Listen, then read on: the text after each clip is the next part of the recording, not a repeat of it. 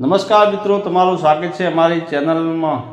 હું 12મા ધોરણની પરીક્ષા આપીને રાજકોટથી મારા મામાના ઘરે અમરેલી રહેવા આવી હતી। મામાની દીકરી તે મારાથી એકાદ વર્ષ નાની, એટલે તે મારી સાથે બેનપણી જેવા સંબંધ છે।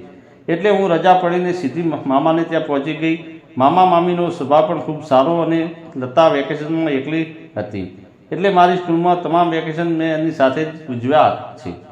આમ તો હું વર્ષોથી મામાને ત્યાં આવતી જતી રહેતી હતી, પણ આ વખતે મને કંઈક નવો જ અનુભવ થયો। મારા મામાના એપાર્ટમેન્ટમાં બીજા માળે રહેતા, એટલે કે મારે લતાને હરવા ફરવા માટે, કંઈ નાની નાની ખરીદી કરવા માટે કેટલીક વાર લિફ્ટ દ્વારા ઉપર નીચે ઉતરવું પડે છે। ઉપરાંત રોજ સાંજે એપાર્ટમેન્ટની નીચે આવેલા ગાર્ડનમાં આટા મારતા અને રાત્રે પાછા જમીને સોડા પીવા અને ટહેલવા જવું। વેકેશન દરમિયાન આ રીતે અમે ખૂબ જ જલસા કરીએ છીએ, એકદમ હળવાશથી દિવસ પસાર કરી રહ્યા હતા અને બંને પોતપોતાની મસ્તીમાં જીવીએ છીએ। અપાર્ટમેન્ટ ચોથા માળે છે। એ જ અપાર્ટમેન્ટમાં ચોથા માળે એક છોકરો રહેતો હતો, જે 12મા ધોરણની પરીક્ષા આપી દીધી હતી અને એટલે તે એકદમ રિલેક્સ હતો।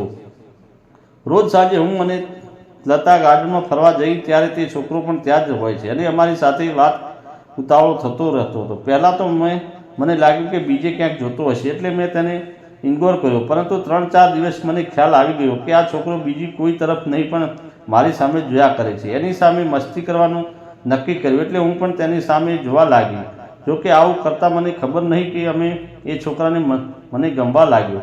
પછી તો હું અપાર્ટમેન્ટમાં આવતા જતાં જાણે એને જોયા કરતી અને મારા મનમાં સતત એવી ઈચ્છાઓ રહેતી કે ક્યાંક મળી જાય। અને રોજની જેમ એક સાંજે ગાર્ડનમાં ફરતા એ છોકરાની મારી સાથે જોતો હતો, ત્યારે લતાએ ઈશારાથી બતાવીને પૂછ્યું કે પેલો છોકરો મારી સામે વારવાર જોયા કરે છે।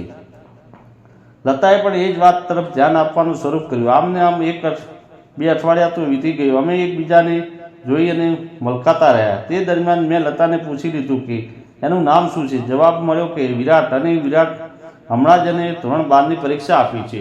સહેજ રીતે અમે બંને પોતપોતાના દેખાવમાં પ્રત્યેક સમાજ બની ગયા હતા અને બંને એકબીજાની સામે જોતા રહ્યા હતા। એવામાં એક સમયે અમારા બંનેની આંખો મળી ગઈ। અમને એવું લાગતું હતું કે દુનિયામાં બીજું કશું જોવા જેવું છે જ નહીં, એટલે અમે એકબીજાની આંખોમાં જોતા રહ્યા। પછી તો અમે એકબીજાની તરફ સ્માઇલ પણ કરવાનું શરૂ કર્યું, અને જો એકબીજાની સામે બેઠા થઈ જતા તો વાતચીત શરૂ ક્યાંથી કરવી એ એમની કંઈક સમજણ પડતી ન હતી।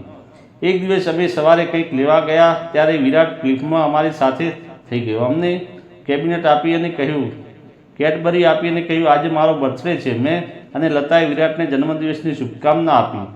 એ દિવસે તો જાણે મારો બર્થડે હોય એમ મને લાગ્યું। અને પછી એકવાર હું દુકાને ગઈ ખરીદી કરવા, ત્યારે પણ તે અમારી સાથે થઈ ગયો હતો અને ત્યારે પણ તેને મને એકબીજાને ગુડ મોર્નિંગ અને ડોર ટુ ડોર એટલે કે અવતરણ ચિહ્ન કરી દીધું। નાની નાની ભૂલો મુલાકાતો થતી રહી અને દરમિયાન વિરાટ લતા મુજબ લીધું અને કોણ છે અને રહેવાનું નામ પ્રશ્ન ચિહ્ન, અને લતાએ વિરાટને સારી રીતે ઓળખતી હતી। લતાએ દરેક પ્રશ્નના જવાબ સારી રીતે આપી દીધા। ત્યારબાદ 1 અઠવાડિયા પછી લતાએ કાગળ અને સંતાડી અને આપ્યો અને વિરાટે લેવા માટે ડોટ મૂકી। એક અવતરણ અને ગભરાતા એ વાંચ્યો। લખ્યું હતું, પાયલ આઈ લવ યુ। એક ક્ષણ મારો અનુભવ હતો, પરમાણી શકું તેમ ન હતી। ત્યારે હું ગભરાઈ ગઈ અને એટલી તો ખુશ હતી કે હું શું પૂછો વાત। પછી વિરાટ પ્રત્યેની મારી દ્રષ્ટિ એકદમ અલગ જ થઈ ગઈ હતી। મારી ખુશીનો પાર ન રહ્યો અને એ વેકેશન જવામાં 4 દિવસ પહેલાં મેં પણ એક કાગળ લખી નાખ્યું, આઈ લવ યુ ટુ વિરાટ। ત્યારબાદ અમારી મુલાકાત તો વધતી થઈ ગઈ અને ચોક્કસ જગ્યા પર ઊભા રહીને અને વાતો કરતા હતા।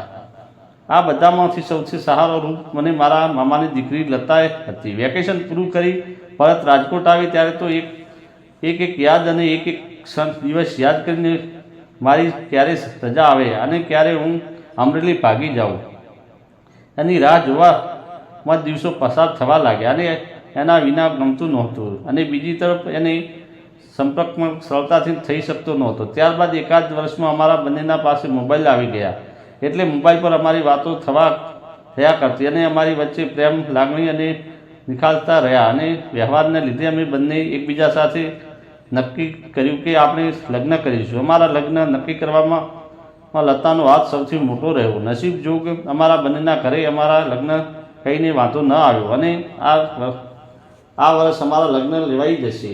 અહીં એક વાત કહેવાનું ભૂલાઈ ગઈ, શક્ય એમ નથી કે અમારા લગ્ન થઈ ગયા છે.